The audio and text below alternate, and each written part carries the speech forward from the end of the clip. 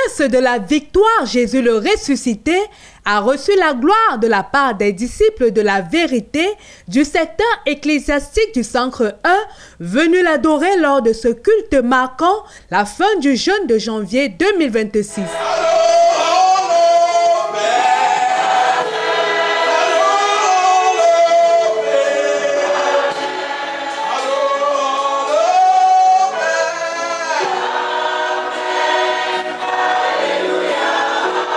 À la suite de l'adoration, les heureux élus des libéralités ont manifesté leur joie par des sourires et des pas de danse en l'honneur du Créateur.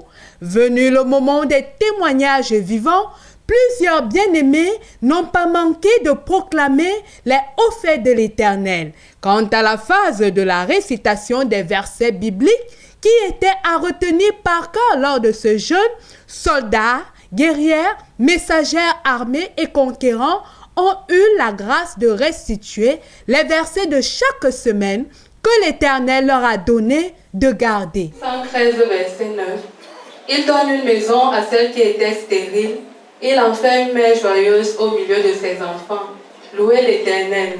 Étant question de vaincre la stérilité, puis d'activer la fécondité durable pendant ce jeûne, et cette année, lors de la prédication, le pasteur Alexandre Conche-Ekat a édifié l'assistance en s'inspirant du livre d'Habakkuk chapitre 2, les versets 1 à 3 sur le thème « Attendre en étant à son poste ». Tu es devenu fécond, mais matérialiser la fécondité, pas des fruits, il y a quelque chose que tu dois continuer à faire. C'est pourquoi je disais que personne n'a le droit d'aller se coucher. Personne n'a le droit de relâcher.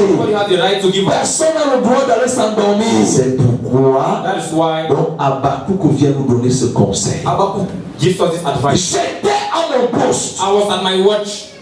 Et je me tenais sur la tour. Set upon the tower. Je veillais. I watched over. Pour voir ce que l'Éternel me dirait. Les fidèles ayant été appelés à attendre en étant à leur poste et en veillant, le sectoriel Centre 1, le pasteur Alexandre Conche a conclu le message en exhortant les fidèles à attendre en priant et en restant concentrés selon Lamentation 3, verset 26 et le psaume 62, verset 6, jusqu'à ce que leurs promesses deviennent des réalités.